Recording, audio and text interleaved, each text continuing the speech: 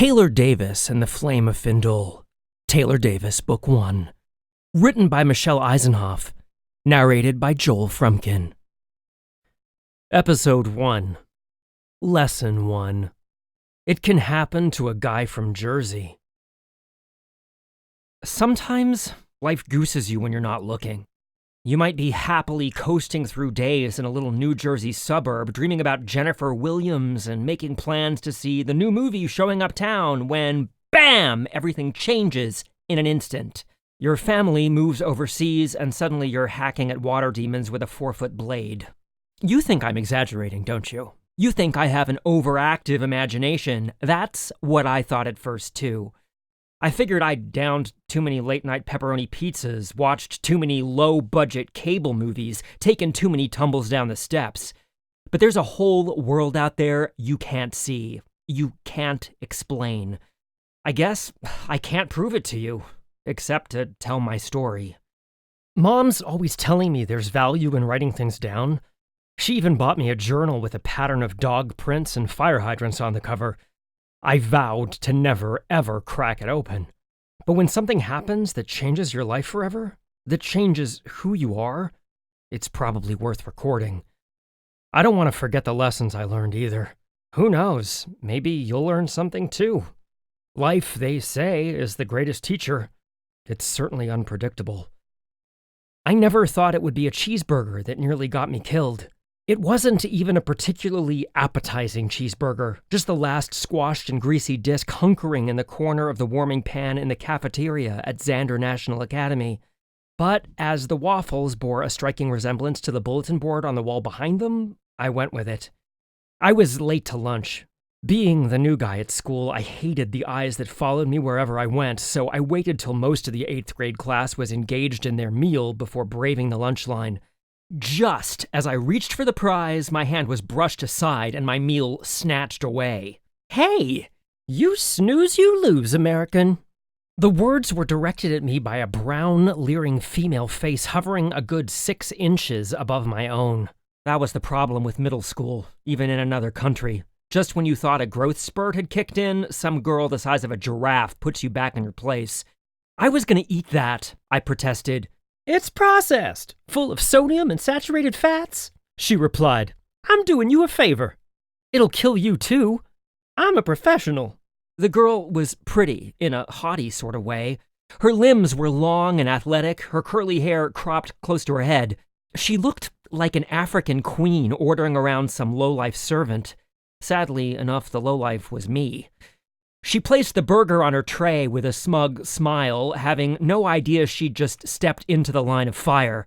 I was glowering at her, reaching for a pre-wrapped hoagie that could have come from a vending machine sometime in the 20th century, when the floor split open right in front of me. With a scream, the girl and the cheeseburger plunged into darkness. My own shout fizzled in my throat. Frantically, I scanned for help, but the lunch ladies were all gabbing in the back of the kitchen, their shift almost over. Not one of them looked like a fit candidate to go spelunking in a newly opened chasm. Speechless, I could only stand there gaping like an idiot. Then the floor dissolved beneath me. I tumbled through blackness thick enough to tar roads with, waiting for the crash that would signal my end. But it never came. Vaguely, I became aware of absolute stillness. I was resting on something lumpy and damp, my stomach clenched with nausea. Light was trying to pierce my tightly pinched eyes. "Well, bless me buckles," said a male voice that sounded, for lack of a better word, hairy. "I netted for bass and pulled in a tropical fish." "What do you want?" With an amazing effort of will, I pried open my eyes. The girl was already on her feet, crouched like a distance runner waiting for the start gun. The cheeseburger lay on the ground, forgotten. "Where's the lad?" My eyes searched out the speaker. I had fallen into some sort of giant sinkhole, dim and dank, and I couldn't see him right away. The ground was broken shale and supported a mat of spongy moss. Rocky walls stretched high above my head. I looked up, expecting to see a scowling lunch lady or two, but only blue sky peered back at me. "Where's the lad?" the voice asked again, more impatient this time. I spotted the speaker half hidden behind a rocky outcropping. He was a mass of rags and hair. I recoiled before I realized he couldn't see me any more clearly than I could see him. "What lad?" The girl sounded as scornful as ever. I had to give her credit. She had guts. "The lad! The lad!" the voice raged. "The filthy little bilge rat!" The speaker stepped out into the open. My first impression proved correct. His mass of tangled beard and hair made an Old English sheepdog look clean-cut. The tatters of some ancient uniform hung off him, and even from 20 feet away I could tell he hadn't bathed in a really long time. "The knave with the cheeseburger!" "Oh, him?" Her opinion of me obviously hadn't risen in the last 5 minutes. "What do you want him for?" "That would be none of your business, wench." The man started pacing. He had an unnatural gait, sort of a rolling, limping, off-centered stroll, like a drunken golf cart that had had a really bad encounter with a speed bump. As he paced, he muttered to himself, "I'll kill ha the little devil, hornswoggled out of 400 years, the whole blessed world." All this time, the girl had been standing in a Wonder Woman stance, prepared to fight her way out. She looked like she could manage it, too. I was pretty ashamed to realize I was cowering behind her. Well, she wasn't the only one who could defend herself. I might not be able to leap tall buildings in a single bound, but I hadn't played Mercutio in last year's stage production of Romeo and Juliet for nothing. I grabbed a stout stick from the ground behind me and vaulted into an offensive stance, my sword balanced before me. Unfortunately, I whacked myself in the head in the process. The girl and the man both stumbled backward in surprise. I recovered and pressed my advantage, rushing the old geezer with smooth, strong strokes. I didn't want to hurt him, just give us time to get away. "Run!" I yelled to the girl. "Where?" "I don't have a map, just go, I'll follow you." She sprinted off while I thrust my stick at the man's chest. He teetered backward and I was pounding behind the girl in a moment. We didn't get far. The sinkhole was only about 100 yards across. We screeched to a halt at the base of the cliff, panting heavily. Sheer black rock rose all around us. The girl turned to me accusingly. "What do we do now, smarty?" I glared at her, like it was my fault that we got sucked through the school floor and spit out God knows where. "Start looking for a way out." We felt our way around to the right, moving quickly. The walls were so bare, so perpendicular that we couldn't even find a finger hold, and every step was circling us around, leaving us back to where we began. I could see the old fellow striding toward us casually, almost gleefully, as if he knew he'd catch us eventually. As if he knew there was absolutely no way we could escape him. We redoubled our efforts, jogging faster, scanning the unbroken wall. "There has to be a way!" I wailed, my voice cracking in my agitation. "We got in, didn't we?" The girl gave a sudden squeal of victory. "In here!" She disappeared into a narrow cleft. I don't know how she ever spotted it. I glanced back at the hairy man. His look of satisfaction had morphed into sheer terror. He shouted something at me and broke into a hobbling run, but I didn't stay to hear the particulars. If he didn't want me to go this way, this was exactly the direction I wanted to take. The cleft widened into a narrow canyon. Sunlight actually reached the ground here and carpeted it with short, springy grass. The breeze playing between the rock walls smelled fresher, sweet even. The girl and I moved as one mind, racing across the open space, tearing past a tree that rose out of the valley floor. The tree was gigantic, old and gnarly and heavily laden with fruit, but we didn't have time to stop and admire it. We jogged on to the farthest reach of the valley. The canyon gradually narrowed, until once again it was nothing more than a thin fissure twisting between walls of unmovable rock. We pushed on, squeezing through the tight passage, hoping it might widen into another valley, or a shopping mall, or the schoolyard. No such luck. The thud of restless water soon echoed through the passage, and we stumbled into a sandy-floored room carved by crashing waves. The end of our chasm looked out across a vast panorama of ocean. We were trapped. "I guess we go back and face the psychotic caveman," the girl said glumly. "Guess so." Our options did seem particularly limited, but we lingered in the chamber for several minutes, neither of us willing to admit defeat. "I sure wish I'd let you have that cheeseburger," she grumbled. I probably would have felt the same, but at least I knew admitting it out loud wasn't the best way to make friends and influence people. So I could face the creep by myself. Thank you so much.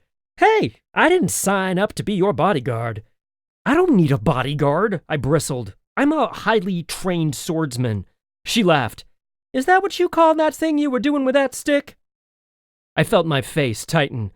It was better than your plan. What was it again? Talking him to death? I spun on my heel and left her standing alone on the edge of the sea. Unfortunately, there was no place to go. She caught me after a dozen paces.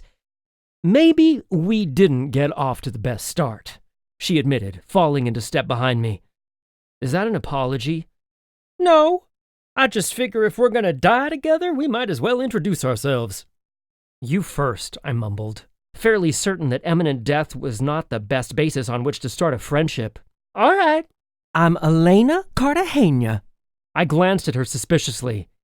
Right. Your parents rhymed your names. She pulled herself up to her full height, which was a lot higher than me. I am Elena Camila Velasquez Cartagena. It does not rhyme. I'm sure my face looked doubtful. You don't look very Hispanic. On my dad's side. His father was Spanish. His mother was descended from slaves, she announced proudly. Now that I studied her more closely, however, I could see that her skin wasn't as dark as I first thought, and her features were very fine. It was her long, thin build and closely cropped curls that made her appear so fiercely African. I shrugged. I'm Taylor Davis. After hers, my name sounded rather commonplace. Elena stopped abruptly and sniffed the air. Do you smell that? I took a deep breath and caught the odor right away. It was a sort of tangy, fruity smell. My stomach snarled. Thanks to the fault line in the cafeteria floor, both of us had missed lunch. It's coming from that tree. The old giant loomed on the valley floor not 200 yards away, its branches drooping like an old man straining under the weight of a heavy burden. We covered the distance at a trot. In moments, we each held a fruit the size of an apple with creamy blue-tinged skin. They were soft, warm, ripe. I closed my eyes and breathed in the fragrance. Belay that! Do not eat unless you have a death wish. The hairy guy stood right behind us. He carried a broadsword, one of those heavy two-handed jobs. It gleamed with a faint reddish hue, and it was poised in the air above us. I suppose this would be a good time to explain how I ended up in such a pickle. You see, I'm the last of 3 children. My siblings don't really come into the story, but you should probably know they're both perfect. Jessica attends law school at the University of Michigan, where she's never earned less than an A, and Bobby skipped his first year of college to compete in motocross. He's always being featured in those extreme sports magazines. If I had a nickel for every time I've been asked to get his autograph. How's a kid supposed to compete with that? I'm sure there's a natural law against having 3 superstars in one family. They've condemned me to life as a nobody. Not a prospect I'm doing cartwheels over, I assure you. Maybe that's how I got into the performing arts. Growing up, I was always pretending to be someone cooler than I am. Mom says I'm a natural actor and I'll wind up with an Academy Award someday. Guess that would stand up to my siblings' accomplishments, but it'll never happen. Mom has a vivid imagination. She writes children's books. She still uses the name Sarah Gale Jones, even though that hasn't been her real name since she married my dad. She says it has a certain ring to it and gives her more credibility than Sarah Davis. All that still doesn't explain how I got into this mess, or why I'm the only blonde in a family of brunettes, or why I possess all the grace and athleticism of a 5-footed beagle. Those would be my dad's fault. At least 2 out of the 3. I don't know where the beagle-footedness comes from. Dad looks like he just got off the boat from Scandinavia. We share the same blonde hair and ice blue eyes. He's a bigwig in an international tourism company. When they needed someone to manage a brand new resort in the Dominican Republic, they sent my dad and a few cases of sunblock. So, on a windy April day, Mom and I packed up everything we owned and put it in storage. Then we moved away from the only home I'd ever known. A few days later, I started at Xander National Academy, fell through the cafeteria floor, and ended up at the point of a broadsword somewhere in the middle of the Caribbean.